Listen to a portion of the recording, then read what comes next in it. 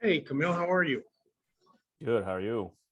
I am peachy keen. I hope that I'm going to be able to do this today. I'm on the road and for whatever reason, I forgot my plug-in headphones and it might be a little loud in here, That sounds all but right so far. we'll try to waddle through it. Hey, Christina, how are you? Hey, good.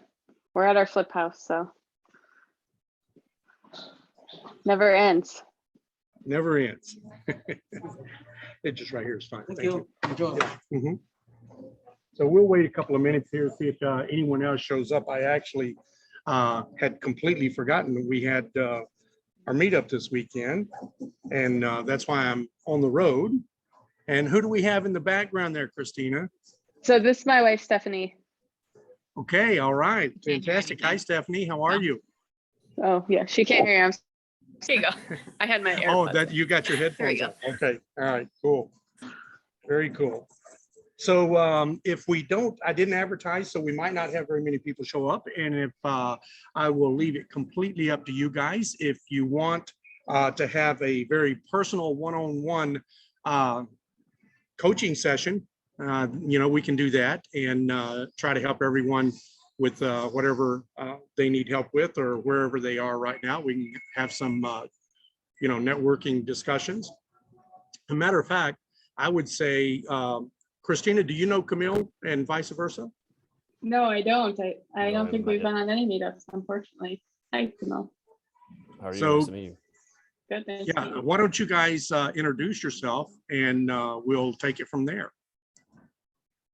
So my name is Camille Zook. I've been quiet the last few months here, but I was here in the early days, and then I finally got sick, so had to help out. On now it's New Year, time to get back into things that everything's better. So I'm based out of Connecticut. I manage construction for a developer down in New York City. Full time. My partner, he owns his own construction company up here in Connecticut, and we're looking to build a portfolio. We've done a few flips, kind of like you're in the middle of now, and it never does end. That's 100% right. And we're looking to do those kind of to build up our capital stack and jump into some of these multifamilies. We currently have 4 under management. We're going to close one more in the next 4 months to complete a 1031 we just did. And we're looking again to some scale up into some of these bigger 20, 50, and even bigger deals. The work I do is the large scale kind of mid-rise, high rises in New York City, 300-400 units, that kind of thing. So we have the experience. We're just looking to go out and do it on our own. That's great. And where did you say your properties are right now? They're in Hartford County, Connecticut. In Connecticut. Okay. I thought you said something about New York City, and I was like, 300, 400 units in New York City is a lot. Well, that's what you're my trying to day get job. into, right? That's your day job. Yeah, it's my day job. And New York City is tough right now, just in terms of the politics and the evictions. They start at 12 months, so it's not the best time to invest. But I'm sure that'll turn around one day. So we're in Michigan, but prior to moving here a year ago, we were in Manhattan. So Oh, okay. What part of the city? we were at 57th and 8th. Oh, nice. Yeah, we miss it a lot, actually. I'm sure it's been a big change. Yeah. This is home for me. We're in the suburbs of Detroit. I'm a New Yorker though, so She's this there. is a Yeah. interesting experience. And that's why we're Yeah, spending time. but it's looking- also affording us the opportunity to flip a house like this, which doesn't exist in New York City. So No, it doesn't. mhm. Yeah.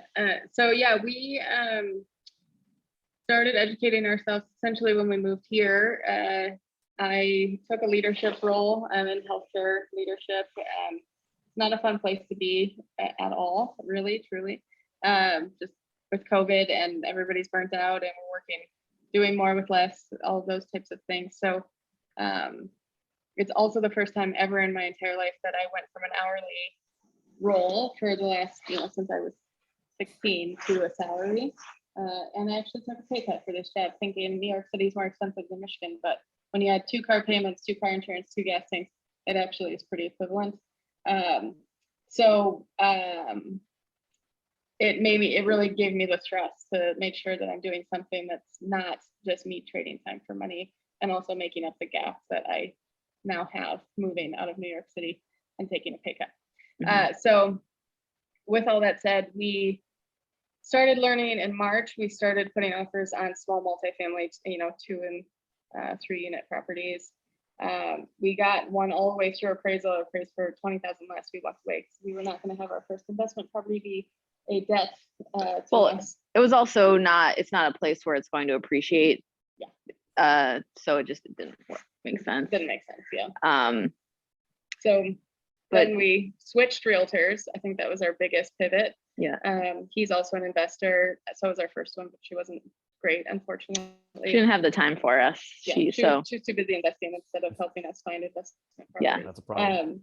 Yeah, a little bit. And so yeah, we bought this flip house. We've had it for a month. We've done every bit of the demo so far. yeah, And then this coming week, starting tomorrow, we're gonna have all of our subs come in and do all their work. So Yeah. asbestos abatement tomorrow, plumbing Tuesday, electrical Friday. Yeah. And then we'll go from there. So Yep. Doing this, we just closed on Friday on a 3-bed, 1-bath turnkey rental. It appraised for 20,000 more than we bought it for. It's gonna cash flow us really, really nicely. We are in Jim's trust for the Country Club Apartments with Daryl Murphy. I also moved my self-directed IRA into a fund with Kaylee McMahon and the Apartment Queen. And we just sent a letter of intent on a self-storage unit this morning. yeah. So we're Nice. crossing our fingers on that one. Mhm. So, You sound but very busy. our 2022 plan is to fully pivot multifamily self-storage and do flips here and there for Mhm. capital as well. So Nice. that's Sounds like what we're doing. Sounds like a good business model. I think we're thinking a lot of the same things. Yeah, definitely. Mhm. Definitely. So this is actually our first time joining one of these calls too. So we don't even know what the structure of this is normally. So I'm happy to get the one at one time with the 2 of you. Mhm. But oh, I think you muted, Jim. Afraid that would happen, which is this doesn't have a microphone on it. And so when I can actually hear you, you can't hear me. So I think I'm going to be plugging and unplugging. So I'll let you guys interact a lot today. Camille has just a ton of experience that I think that, between the 2 of you, you guys could potentially learn a lot and also maybe even potentially do some projects together. I don't know what that might look like, but it's just a thought that came in my head because I think Camille had said that some of the pricing there in the Northeast is expensive in his local market. So I don't know. I really like Detroit a lot. I think there's a lot of neighborhoods in Detroit, even though they're not appreciating neighborhoods, you can buy cheap enough that that you're buying so far below market that you don't need appreciation. You just need to get it back to market pricing. And the good thing is in those types of markets is they're often very, very good cash flowing markets. And for most people, that's more important than appreciation because what they're really looking for is passive income. And, appreciation doesn't give you any of that unless you're pulling it out, refinancing it, ever so often. But what most people really need to replace their job is a regular, steady monthly cash flow. And so I think Detroit is really good for that. There's also, Detroit's got some of the richest suburbs in the nation. And so, people poo-poo Detroit and poo-poo a lot of markets that they just don't know what they don't know. And so I would encourage you guys to really get to know Detroit. There are some really hip up and coming areas, especially downtown, that had died.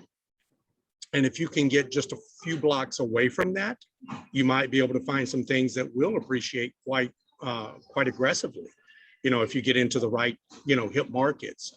But either way, finding things that you can do just buy cheap, do some of the work, do some of these smaller deals. That'll teach you so much. You'll be able to create a lot more income, personal passive income with smaller deals than you will with bigger deals. And quite honestly, folks, the truth is syndication doesn't pay as well as owning something outright yourself. And the reason a lot of people are doing syndication is they're out of money, or they just love the thrill of the deal, the bigger deals. But if it's just cash flow, a little 4-unit, a little 10-unit, probably give you more money in your pocket than most syndications will. So, Camille, I'll let you pitch in, and I'll just listen in here for a few minutes. Yeah, I think you summed it up well in terms of the smaller deals making a lot of sense. That's actually one of our major sticking points is that we've done these 3 6-unit deals, and frankly we're kind of bored of them. We can do them in our sleep. I mean, we'll keep doing them because they're just great money makers, but we are looking at these bigger deals for kind of that thrill of deal, and that Sure. we kind of know what we're doing, but there's a lot we don't know what we're doing, and it's going to be an adventure. That whole feeling way of falling in love with real estate. We've done very well on some of these 3 families. We just refied out a one on, I think it was Wednesday, that we bought for 200 in March, and it just appraised out for 270. So we just got a check for 225 on it. So it's literally a free property that makes us $1,000 a month. And as Jim alluded to, unfortunately the pricing up here is getting absolutely nuts because you have a lot of this New York money's been kind of flowing into the southern reaches of Connecticut. It's been flowing north, I guess we'll say, right? The southern reaches of Connecticut, and 3-4 years ago that pricing was kind of not really penciling out, and now we see it up here. So it's great for the stuff you're holding, but it's just very tough to find deals that pencil out in that sense. We're very strong in the construction end, so we'll take we'll literally look at anything. That there's nothing really that won't scare us in terms of what we can do on our property. But even that stuff now is just going for such high asking prices, and there's just so much money in the market that people are paying for it. It's hard to be competitive in that space. So we've looked a lot at just new construction, but the material prices are absolutely insane. Lead times are insane. I mean, my partner's doing an addition on his mother's place right now, and nothing crazy, 1,600 square foot addition. And he buys windows every single week, so he has good relations with these guys. And they told him, he usually gets windows in 2 weeks, maybe 3 weeks, and these are just regular, not custom windows, regular standard dimension windows. Sure. And they told him 16 weeks. They Wow. literally had to tell him, like, guys, these are from my mom's house. Is there anything you could do? And they got him down like 10 weeks. Oh. So how do you? So long. Yeah, like how do you, how does anyone make money off that where you're paying the interest on that, waiting for this stuff, and you really have to have your ducks in a row. I mean, you guys is this your first flip you're doing? It is. Yeah.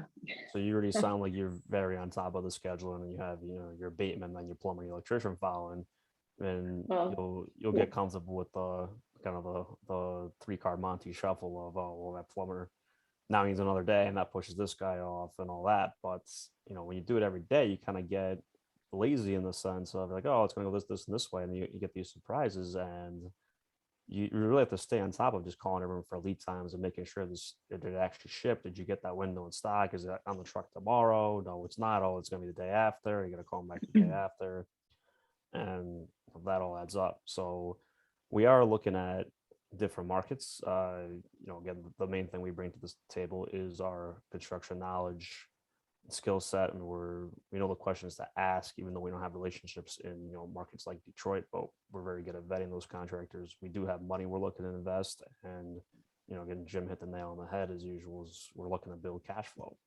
So when we're at that point where we really are bored and we have more time than money, then we're sure we'll get into syndication and do one of those too. But right now we're just looking to build up a nice regular monthly cash flow that we can live off of.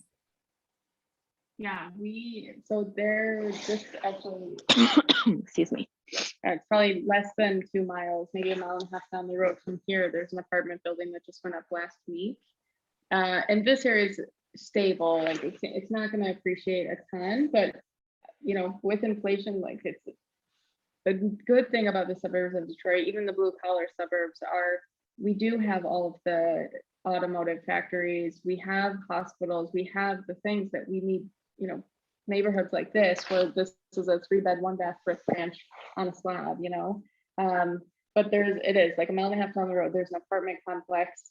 The outside's been really well upkept. It's definitely value add on the inside. The kitchens look, 20 plus years old. But they put it up on price. I talked to the broker. It's currently 46 units with 2 houses on the property, but there's land that comes with it that you can build up to a total of 96 units. And so I have the rent roll, I have the P&L and all of that. I just haven't sat down to actually analyze it. With the flip stuff, I'm also in my day job, a nurse anesthetist. I'm a leader for nurse anesthesia. And this week was the week of CRNAs. So I went to 11 hospitals this week. Wow. It was a long week. So I just haven't had a chance to sit down and do that. But yeah, it's in the town that I spent half my childhood living in. I'm very familiar with the area. I definitely think it's right now currently 100% occupied. Rents could definitely go up from what we've seen. And yeah, I think it's actually a huge opportunity with the right price. I just need to actually sit down and analyze it. But that would be something, this would be our first one. And that's why I'm so appreciative for Jim Biggs and all the people we've met with in the GOB. So kind of started with Aubrey Grimsley. You know her? I don't. Okay, so she's the one that literally plugged me into so many of the GOB, including Jim, Mark Caesar, Daryl Murphy, Lawrence Letty, Aaron Goins, like all the people that I've now spent the last few months getting to know on these virtual Zooms. And it is exciting. This role of the deal is really exciting, but I also love Jim's whole mission and vision for what GOB Network does for people. So, if we could lock down a multifamily deal that's 10 minutes from our house and at 2 miles from where I grew or spent half my childhood, I think that would be so cool. And to be able to still have decently affordable housing, like obviously we would want to raise rents to make it market competitive, but still not go crazy and just make sure people have good housing in an area that's really close to my heart. Yeah, it means something to you. Yeah. So once I do the analysis, happy to see if there's anything you'd like to join in on, see if there's anything that like you would see that maybe I didn't as a beginner, because we're learning how to underwrite. I've actually truly underwrote more self-storage than I have multifamily at this point. But yeah, we definitely want to jump in the game this year. Yeah, I think you guys are taking all the right steps, and you're going to learn a lot on this first flip doing it, and that's going to set you up well for some of these 2, 3, 4 unit multifamily deals. I don't know exactly what the market's like in Detroit, and then kind of do 4, then you're like, okay, I can do 8 or 10, and you do that, you can go to 20 or 30, and before you know it, you're doing 100 unit deals. Yeah. So it's just scaling it up that way. And I always say the larger deals are a double-edged sword. It's nice when you get a deal on appliances for 46 units. That's great. It's not so great when you forgot to factor in the smoke detectors for 46 units. Right. So it does go both ways, but overall, yeah, when you know what you're doing, and it's a well underwritten deal, then you can do very well on it. And the underwriter really just comes down to the experience, and frankly, everyone you bring in on that deal, from the investors and the lender and your construction manager, none of them want to lose money either. So everyone should be looking at it closely, and they should be bringing up things that you didn't see, because if they're not, frankly, then what are they really doing on your team? Yeah. Mm-hmm. And that's how you learn. Mhm. That's how you, from what is this, someone might know a lot more about electrical or ADA codes or something like that completely got missed, and you then learn that and take it to your next project. Yeah, Yeah. I'm really amazed just in buying this. We used a hard money lender, so that was a learning curve for sure. And then also just everything that we've done so far, contractors have been extremely hard to find. We think we finally got our contractor. He came back by a second time yesterday to take actual full measurements, and then he should be starting the week after this one, after all those subs come in this coming week. So very happy to be to mostly hand a decent amount of the work off to him, let him do his thing, and then we're gonna come back, paint and lay floor, because we're good at that and we don't mind doing it. So, and it Yeah. saves us money. Yeah, this is a smaller margin on this property, so we're putting in our sweat equity when we can. They're Yeah, I think the goal for this one is, going back to when I did it, is really see if your numbers are where they were, and a lot of them probably will be, and some you'll learn a thing or two on, and that sweat equity is a little bit of extra insurance on that. So Yeah. paint. You guys said you're gonna do the paint yourself. Is that what you said? Yeah. Yeah, that's one of those things that I love my painter, but I hate writing that check every time because I'm like, how am I paying you this much money to just paint? Yeah. But Yeah. it's a lot of time. It really is a lot of time to do it. Yeah. And so I that's bought- a good one that is there's virtually no risk on your end of doing it, and it's a good chunk of savings, and it's just one more of those things that you do. So Yeah. how are you guys doing? You hired a GC? Yeah, well, we will be. He we- sent us a bid. Now we're just waiting on the electrician because he also has an electrician. He's like, honestly, if he's gonna do half the work and we're gonna do half, just makes sense to figure out. Well, just Or if we backtrack. can We look. couldn't find a GC right away, so we started trying to piecemeal like job by job, and then we think we found one that can take over. So we're gonna keep the work that we've booked, potentially minus the electrician, and then hopefully hand over the rest to this GC. Mhm. Okay. Yeah. Just so some of my bigger things I would just caution you to watch, and you probably heard a lot of this, is you gotta make sure these guys are there every day, and just swing by and make sure they're doing what they're saying they're doing, and you really gotta watch what you pay them. Once you get into a good relationship with a GC, which hopefully this guy going forward will be great, and you can trust him a little bit more, but you gotta before you're in a check, you gotta go there and make sure they're doing what they're doing, and try not to give them too many deposits on materials. They should have credit. This guy's telling you he needs whatever, $1,000 to go buy the tile or the cabinets, whatever. I come back and tell them, well, where's your credit line that you should be able to float that for 30 days, and once they're on site, I'll happily pay it. Because there are a lot of Mhm. fly-by-night contractors that they're behind on another job, and they'll take your deposit check to go fund the other job, and then you never get your material, and that's Yeah. how the avalanche begins. Oh, and I'm sure. So wait, that- sorry, one question before you say that. So you look to have the material on site before you pay it? Is that what you said? Yeah. Yeah, okay, that's great. Yep, unless you're doing some like a joint check, Sure. Okay. where it's written out to him and the supplier, for example. Okay. Yeah, we, again, it's our first one, and I'm sure a general contractor would like us to just get out of the way and let him do his thing, but We gotta build that relationship we have before to we can build do the that. relationship, right? Yeah. And we've also already bought a lot of the materials, so we've already ordered the cabinets. We all already have the backer board for the tub surround. It's in the house, actually, in the kitchen. Perfect. What else? Yeah, we've bought most of the things that they need. The tile, we already have the tile, so it's mostly now them just coming and getting it done. Doing the Mhm. labor. Yeah, Yeah, I So- mean, look, it's yes, he wants you out of the way, but also, he is working for you, and you need to establish that. Like, if he's gonna work differently, I hate to say it's just the honest truth is that Yeah. he's gonna work differently if he knows that you guys are checking up on him, and you should Totally. point out quality items that put your owner hat on. Think of the person that's gonna walk in there when you finish painting and cleaned it, and it's on the Yeah. market, and they're gonna, what's that nick on the wall? Oh, he missed this little corner here with the paint, like, or Yeah. that light fixture is a little crooked. Those things are what you should be pointing out to him, and that Yeah. he's gonna know you're watching him, and vice versa. It's gonna be a much better job for you guys. Yeah, definitely. I mean, we live 15 minutes, so we are used to being Yeah. here quite a lot, and well, and I think that really is the benefit of, flipping locally. well, yeah, and also just living here, because if we were still living in Manhattan, we wouldn't necessarily have a car, an area close by to drop in on a flip of this size, and it's just a really good place to learn about a market and jump in as a beginner. Yeah.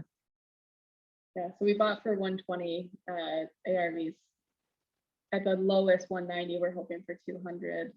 And we've done all the demo, literally all of it, except we have to get a sport beam in, so there's still, you know, a little bit of Like a things have to half be wall, demolished, yeah. half wall, yeah. But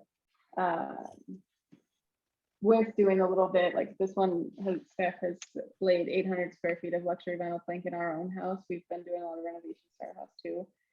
So that's something that we know is expensive to hire out, that we can do in a, you know, 980 square foot house pretty easily. So we'll see. You know, it is exciting. First time I've ever you know, swung a sledgehammer, so that's exciting too. Mhm. It's my workout, my stress reliever, all of those things. Yeah, So, it's kind of good stuff. all in one.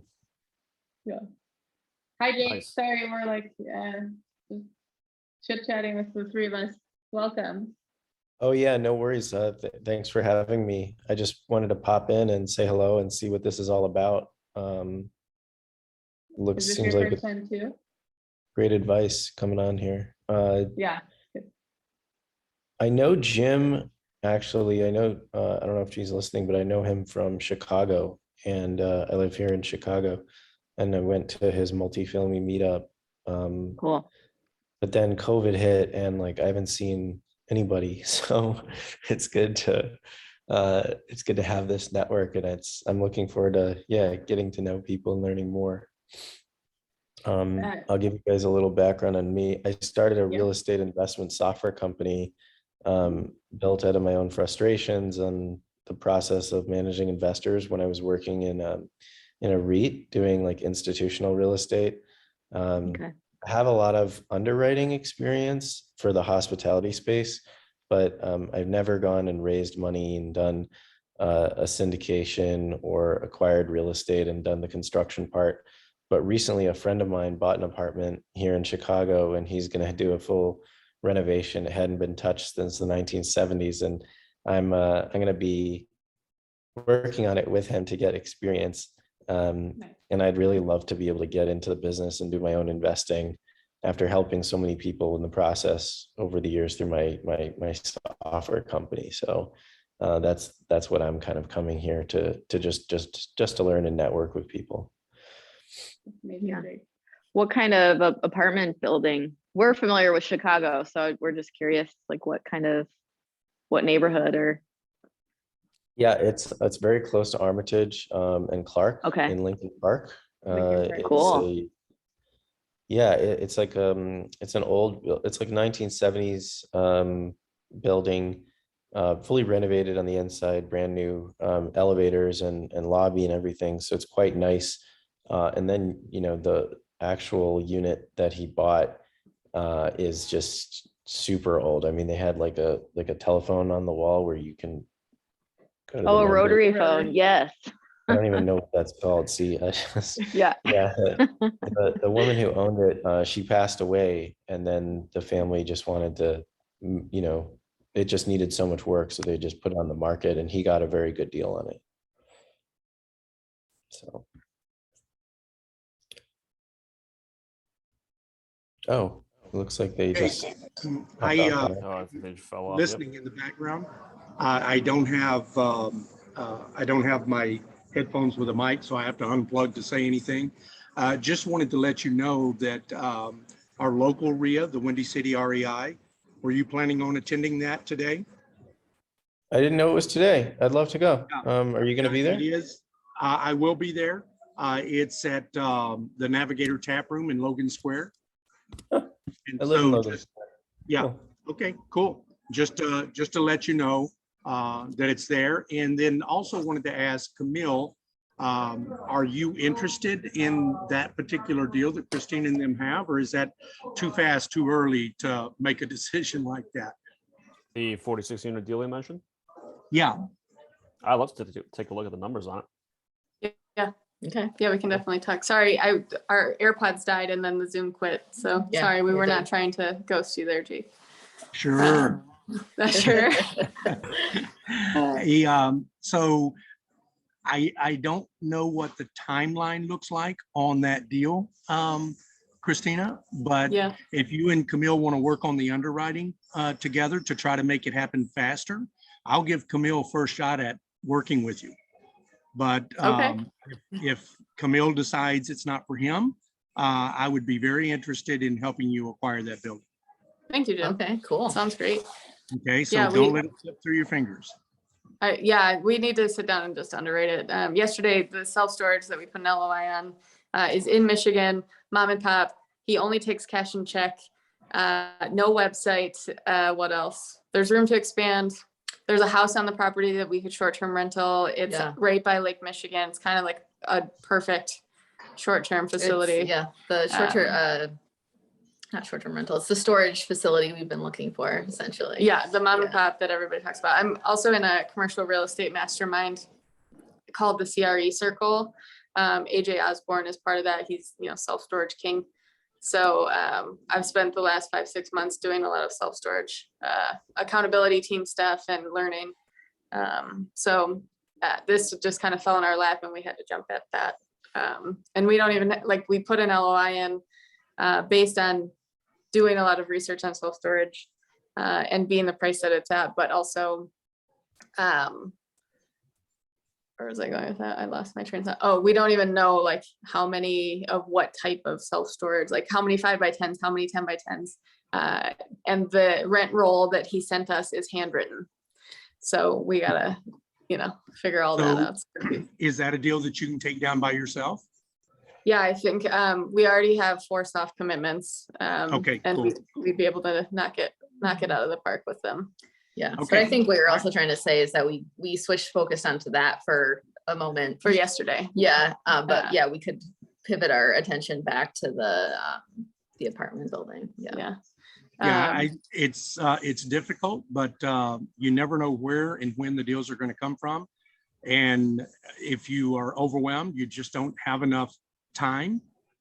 Don't let the deal go just because of that. Find Yeah, someone else to partner with. It's better to have a piece of the pie than none of it at all. Right. And so if it's a good opportunity and you need to bring more people on, just do that. Yeah, and Camille and Jake, for both of you too, I'm an accredited investor, being a nurse anesthetist, all of the people I'm surrounded by are accredited investors, anesthesiologists, nurse anesthetists, surgeons. So that is something that I know I can bring to the table. But up until very recently, I've been fearful of bringing my personal real estate investor life into my professional leadership role. But now that we're talking to other people that are in the game, they're like, you're doing them the service. They are all working 60, 70 hours a week. They don't have time to learn personal finance, real estate. So by you being able to help them, you're helping them make money for their future. And I was like, Yeah. You're right. I gotta get out of the There- mindset. There are people that are super busy, but have accumulated money and we could help them grow their money. So why not? So that's, something as far as just capital raising. I know some people are just like, God, I wish I could be in a room full of accredited investors. I'm that every day. So I need to utilize that as an asset to, being able to be a value add to other investors as well. So working towards it. But yeah, and then Camille lives in Connecticut. We were talking about New York City. We were there for 2.5 years, 2018 to 2020. But prior to that, we were in Chicago for 10. So we are extremely familiar with Chicago as well. We've lived kind of all over the map. We most recently in 2018, we owned a condo In the South Loop. in the South Loop. Prior to that, we were in Andersonville, Lakeview. I lived in Evanston for 1.5 years. So Mhm. I lived in Edgewater. yeah, for a she was bit, in too. Edgewater. So Ravenswood. yeah, when you said Armitage, I was like, ooh, I want Cafe Babariba. That's actually where my head went. And Jim, are you in Chicago too, or somewhere near? I'm in the far western suburbs. I don't get to the city that often. Okay. But I'm really hopeful that in 2022 that we take down a lot more Chicago assets with local people. I'd like to help there's so many investors in Chicagoland, and they're sitting there just for whatever reason not buying. And I really hope that I can motivate them to start taking some action and figure out what's holding them back. But yeah, we're about an hour outside the city, west of the city. Okay, cool. Yeah, that's great. Yeah, I I know Chris Toribio is now a GOB affiliate with Windy City REI. We both do the same, like we're both nurse anesthetists. So, and we went to the same school. So we've connected on many, many levels. And so he's adding value to me as far as his capital raise that he tried to do. And I'm helping him because I'm, a leader in our profession and worked in Northwest Indiana, South Chicago for a long time. And all of my friends live in Chicago, the majority of them. So I went to grad school in Chicago. So I'm trying to help him find ways to go 1099 in his anesthesia career so he can do a little more focus on real estate. So it's good. We're, sharing is caring. It's just good. Yeah, Christina, I think that Sonia Brown is a 1099 nurse anesthetist, if I remember right. Do you know her? No, I don't think I know her. Sonia Brown. Yeah, she's on the GOB network also. Okay, I'll look her up. I would assume that Chris knows her, but I don't know for sure. But if the three of you wanted to connect, if she is indeed, all being in the same industry, might make for a powerhouse network for capital raising. Absolutely. Absolutely. Yeah. I know Chris has his 3 partners, his wife, and then 2 other people.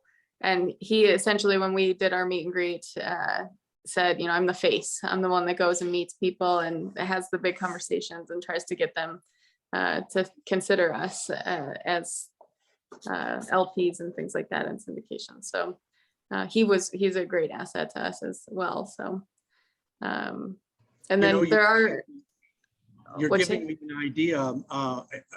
Their group, Greystone, is Chris and his wife and April and Julian. Yeah. And I'm thinking with the GOB conference that's coming up, they are kind of the lead for setting it all up for me. I'm just a figurehead. It's really them that does all the work. But I'm wondering if maybe we want to have a panel of nurses and doctors discussing how to transition, how to raise capital, maybe some ideas, best practices of how to integrate your profession with your obsession of real estate. Yeah. And so something to keep in the back of your mind. We're probably going to have it in June. It's going to be here in Chicago. It's likely to be at Navy Pier. And we're going to have 2 days of networking afterwards.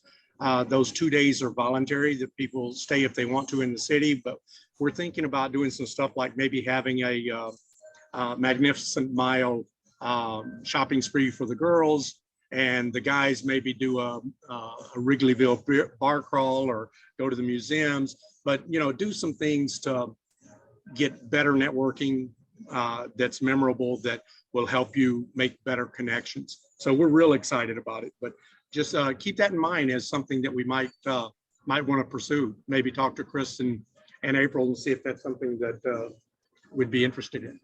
Okay. Yeah. I heard you talk about the Navy Pier event Friday on Brian Briscoe's call. And I love when you talked about like, oh, maybe we'll do a, museum walk or a museum something. And then people are like, yeah, that's a bar crawl. So that's fine. So yeah, I think it sounds great. And, we never try to skip an opportunity to be in Chicago. So sounds good. This is great. Yeah, Camille, my staff is texting me like, check in with Camille, just like reminders, like let's underwrite a deal together. So we'll definitely be in touch once we leave this flip house. Yeah, let me know. And if you guys have any questions on the flip, like I said, I'm here. I'm on Slack. If you guys want, I can give you my email, my cell evens, and I'm here to be a resource. Yeah. Send us that info. We would love to connect. Yeah, I haven't. Jim, I'm going to keep working with your IT person, and we were working on getting my username password, but it keeps locking me out. So I haven't actually gotten on the Slack channel yet, but I will work on that. The GOBnetwork.com is locking you out? Yeah, when I go to sign in, it keeps saying my password's wrong, and then it won't let me Okay, move forward. I'm going to go in and delete you as a member then, Christina. Okay. We've got some kind of flaw and we're having a hard time figuring it out. Okay. And so I'll delete you as a member, and then Okay. I'll shoot you a message and let you know to start over. Okay, And perfect. and then unless I can figure it out. And if you have any more issues, I'll have you get in touch with GOB Network staff, Okay. and they can help fix it. Okay, perfect. Thanks, Jim. Okay. Yeah, sounds good. Thank you, Cool. Camille, for And sending I that would over. encourage you guys, Sure. if you have any issues whatsoever, that uneasy feeling or fear about a contractor or about writing a check to the subs or the general, get on the phone before you do that, and don't be embarrassed about getting on the phone, and call Camille. He's got a lot of experience in it. Say, hey, how does this feel to you? And you can even introduce him to your GC and say, if you need him to have a conversation, a hard conversation, hey, this is my project manager. And, there's something here that just doesn't, that he had a couple of questions on. Can you talk to my project manager for a minute? Okay. So. Yeah, And Camille, no, I hope thank I didn't volunteer you for something that you didn't want to do. No, I'm happy to deal with shitty contractors. I love That's it. why I got into the business. Very good. Fantastic. Very good. Thanks, Jim, and thank you, Camille. Sure. So Jim, maybe a quick God. question for you. You touched a little bit on making that jump to your own passive income full time. Anything else you could add to that for advice, and how to do that? Is just put in the plan and execute it. Is any words of wisdom you have for that? Yeah. I'm used to living for long periods of time with no income. I've had jobs where they're completely, related to completing a job, and you don't get paid until after everything's done, or having a sales job where it's commission only. And I've done a good job of leveling out my income, and developing a kind of a minimalist lifestyle that allows me to not spend too much money in any one month. And I'm very, very cautious about anything that I purchase. And I just don't, honestly, Camille, from my background, where I come from, I don't need much. I'm not materialistic. I really don't give two shakes. I just was joking with Jonathan Mickles yesterday on a podcast that I finally got a new car.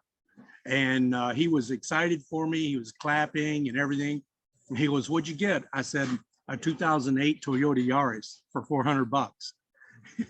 And his jaw dropped, and he goes, "That's new?" I go, "It's new to me." And Right. so I just don't need things, and so I try to live that kind of lifestyle. But to get to the passive income that you do need and or want, I do believe that the fastest path to that is starting small. I really do. Everything that you can take down by yourself or with only one investor, the fewer investors it takes to get a particular deal done, the faster you're going to get the passive income you want or need. And what I always try to do with an investor is I don't want them to be in my deal long term if they're just an investor. What I want to do is train them to come back to me over and over and over again. So what I try to do is double their money. And as soon as I double their money, I pay 100% of the income back to them until I double their money. And if that's in 1 year, 2 year, or 5 year, as soon as I double their money, the asset now belongs to me 100%. And now all the cash flow. And if you've got 2 or 3 or 4 real small assets that you own outright, trust me, you're going to have enough money to get by. And you'll be able to retire if you want to retire. But that's my preferred method. And it can work on bigger deals too if you have cash and if you already have the investor network. You can do the same thing with a 500 or 1,000 units. If you've got a big enough network to raise that capital easily and double their money. The thing I love about it is that once people get used to you doubling their money, they want to come back to you over and over and over again, and you will never lose them. And if you double the money in 1 year, you have that, what is the word, the velocity that is very, very unusual for investors. And they really get a sense of security with you. And so I like that model. It's a little bit of a Tim Bratt's model. He does the same thing. And I think if you look at most investors that are able to actually retire, I think most of them do it that way. The big syndications, you can get a regular monthly paycheck. It's usually quarterly. And even in the best of times, which we've been in for the last 10 years, the first year, most of them don't pay out, or they don't pay out the full amount that they anticipated. And then you have things like COVID come along, and most of them did not want to pay out for fear that they didn't know how long it would last. They didn't know, the banks were not releasing CapEx money. There was just all kinds of weird things going on. And so they held up distributions. A lot of them did. And so I just don't think it's as reliable as having something that you control yourself.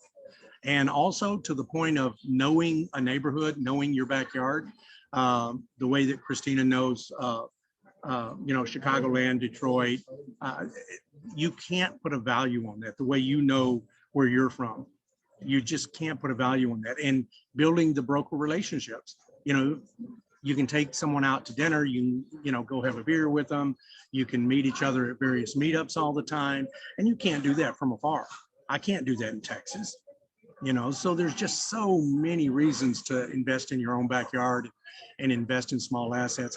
I really believe in that contrarian motto, that if everybody is telling you to buy 100 to 150 units, and if everybody's telling you how easy it is, and that everybody is saying buy in the Southeast or in the Smile, the Sunshine Belt, then maybe you ought to be doing something different. That's good stuff. Yeah, I work with a lot of real estate syndicators, and they did hold back distributions. So I can verify that. They were very careful during COVID. Sure. And I have some friends who own single family homes and started there and just kept going. And now they have like 7 or 8 of them, and they're cash flowing. And now they're getting lines of credit, which increases their purchasing power too. I think there's a lot of wisdom there, Jim. Thanks. Thanks for sharing that. For someone who helps real estate syndicators, I can't agree more with what you just said. Yeah, I think that mirrors a lot of our personal experience. Like I said, we really want to get into some of these, 18, 30, 50 unit deals. But even if you do them yourself with one investor, just the returns on them are so much smaller because they're almost geared towards that institutional, lower cap rate. And I'll also tell you, Camille, the deals I like to sponsor, for most people that haven't done a ton of them, I really prefer sponsoring the smaller deals. I'm sponsoring 2 deals right now in Baton Rouge that are 28 units. And I love sponsoring those size deals. That's why I was so interested in the one when Christina brought it up. I think those are perfect deals, and especially that one with the opportunity to add on, to take it up another 50 units or whatever. I think that's an ideal play. It's got a lot of upside. Obviously we don't know enough about it yet, but the things that I have heard, I got pretty juiced about it. So. Right. I think that's anywhere where you can have a cash flowing asset, or at least, someone that's paying the bills. And the biggest challenge with development is time. And that's how a lot of people get themselves in trouble, just from the market risk, literally stuff that's out of your control, where, you're putting shovels in the ground and COVID hits. There is no plan for that, and there is nothing you can do about that when the banks won't give you another check to keep building that month. And circling back to what we were talking about earlier, with the appreciation of in different markets, I'm not a big believer in appreciation. I was talking to my sister about this the other day. She's in Florida, and it's just not one of those things that's in your control. People can stop moving there. Politics can change, and that's just they don't change overnight. But once they do change, it's kind of too late. Much rather focus on the value add of, can we get this deal at a, fair market value or below market value through the teams we have, and be able to move fast and close on it fast, maybe, minimal inspections, things like that. What's this particular seller want? And then using, the construction skill set to bring it up to a market value below what other people are paying, for that same value add. And that's how you create the value. The appreciation to me is just a bonus. It's great when it happens, but I don't think that can be your business plan. Yeah, cash flow is king, right? Or for us, since our LLC is Queen Capital, maybe cash flow is queen. Yeah. That's good.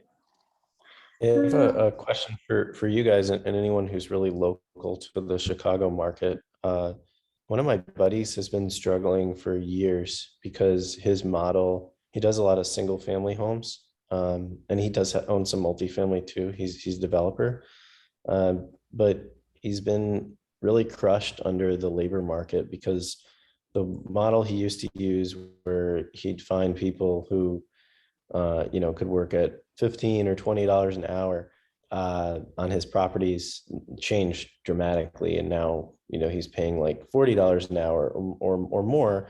And he just can't find the same talent. And he just finds a lot of people who are really unreliable, that, they don't show up to work, and they'll say they're going to show up and then they don't. And then he's just left with like a team of 3 or 4 people on a good day. And he really needs like 8 or 9 or 10 people.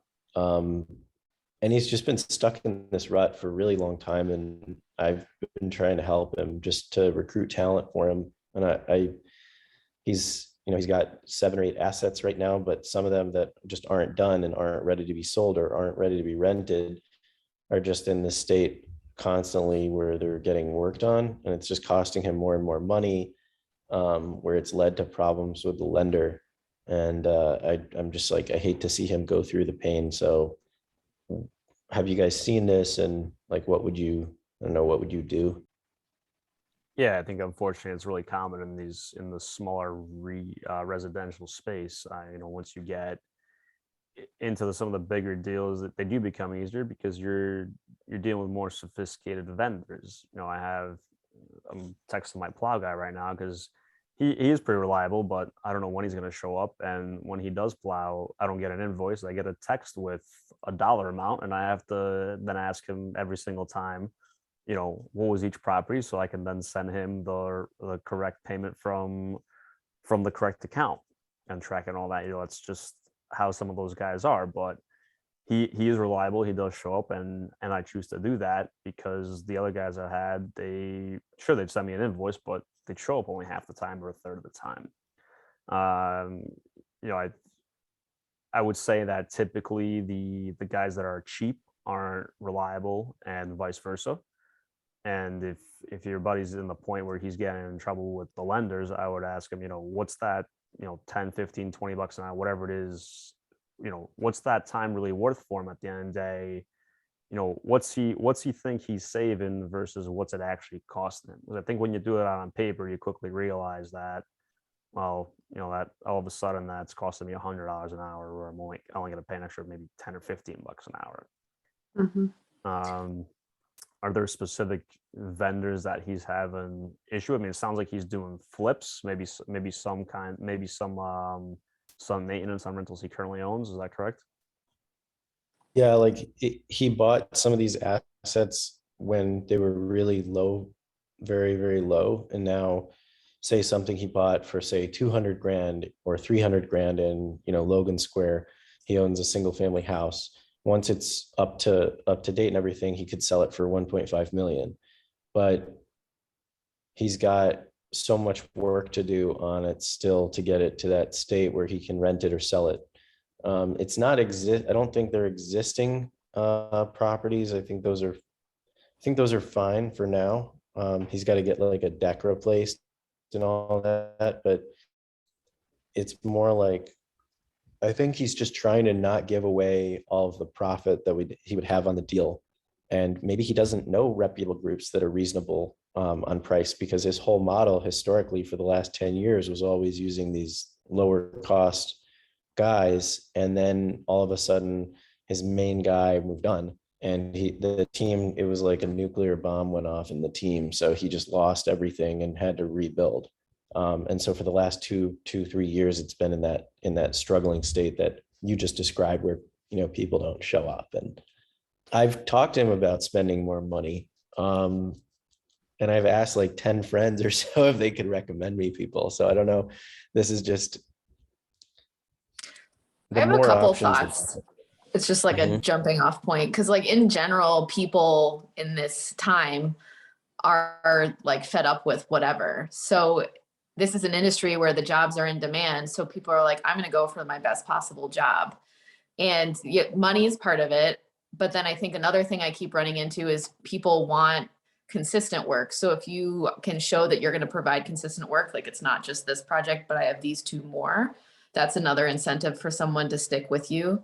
But then I would throw it back to Camille, like, do you have anything else that makes these jobs sound sweeter to these people that will get them hooked and wanting to come work for you? Yeah, I think the biggest carrot I dangle in front of him will be the fact that he's got 7, 8, or 10 of these. It sounds like I would, literally tell him, hey, this is the one I'm focused on right now. You do on this one, I got 9 more after that you can do. I keep you busy for a while. And I would use that volume in my purchasing power as well. Again, it's hard to make recommendations about specifics, but you could also try structuring their contract, a contract with them. Probably doesn't currently have one, if I were to guess, but right in there that a schedule and some form of liquidated damages. Hey, if these are your payments. If you don't complete about this and this date, it costs you an extra $100 a day, whatever the number is, to exceed that schedule. And he doesn't have to necessarily enforce that, but he has the option to. And once it just changes the tone of the conversation of you're working for me, this is the expectation, and I don't want to hit you over the head, but I do need some form of control because I've had these issues in the past. Well, yeah, I think that's a great idea if he were to go up market to someone who's a bit more sophisticated. I think the guys that he's talking to now, it's like they might not even show up for the first day. So something like that won't really work from what I've gathered. But in your initial conversation, I mean, not you, your friend, could they say, like, I have a lot of work down the pipeline. I would love to, see if we can do well with this. And if so, there's so much more Yeah. My other thought, and just we've learned a lot of creative financing and just different options for how to continue to move forward and scale. But what about like a sweat equity lease option? So he can, say somebody who has bad credit or whatever, they can figure out something's kind of rent to own, but like you do the work, it's your house in 3 years. Now, we set a price and that's what you buy it for as you work on the house, but also work on your credit so you can actually get financing. And maybe not on your Logan Square $1.5 million home though. Well, maybe. Well, he's got 10 houses, so maybe start with the lower one that's only gonna, profit 500,000 something, but something to where he can kind of get out of one of the 10 of them in some way or another. Somebody's paying, but they're also doing the work. And then, they have the option to buy it in 3 years. If they don't do any of the work and the 3-year term comes up and they still can't buy it, now it's back in his plate. And that gives him 3 years off the books kind of thing. Yeah, it sounds like he needs to sit down and come up with what his business plan is. I get that he doesn't want to give away all the profit, but he has to really do that calculation of what's that time and that lost return on money worth versus paying someone a few extra bucks. And at the end of the day, he has to come up with what each one of those is worth, and then he'll know what he can afford to pay him. I would start with look at the one that's your biggest problem in terms of which one's costing you the most money or leaving the most money on the table, and take care of that one, and then go on to the next one, because it's going to be painful if he tries to solve all the plumbing problems on one and then move to all the electrical problems on it. Just focus on one property at a time, and if he has, cash issues to pay subs for some of the work on these, finish the one, sell that one off. He'll have a little bit of spending money, then go on to the next gnarliest one, fix that one, and he'll, work his way through it that way. You got to take it out in bite-sized chunks. Yeah. Hey, guys, great conversations. I'd love for it to go on for 2 more hours, but I have another meeting that I have to attend at noon, and that is now. Jake, if you're going to be at the Navigator Tap Room, I have some ideas on how we might be able to help this person out. If you want to come and talk today, and even if you can't make it at 2, I'll probably stay afterwards to do some more networking. Just let's see what that looks like and see if I can help. As far as your question in the chat, you can use either Camille or Christina, or I'm sure you probably know several other people here in Chicagoland that you can use as a referral or a member sponsor for the GOB network. And if you don't know who they are, just we'll have another discussion. But yeah, either Camille or Christina would work also. Okay. Yeah. Sure. Thanks. Jim. Thanks for putting Okay. this. All right, guys. Chris, Thanks for tell showing Chrissy up. say hi. Yeah, this is one of the best ones I've ever had, and it's the smallest one I've ever had. So maybe I'm not ever going to advertise again, and we can just keep it really small and have a lot more power and impact. Absolutely. That works Sounds for great. us. Yeah. All right, Thanks for guys. letting me sneak in too. Yeah. Thanks for that stuff. Thank you, guys. Talk to you Bye soon. all. Yep. Bye. Yeah.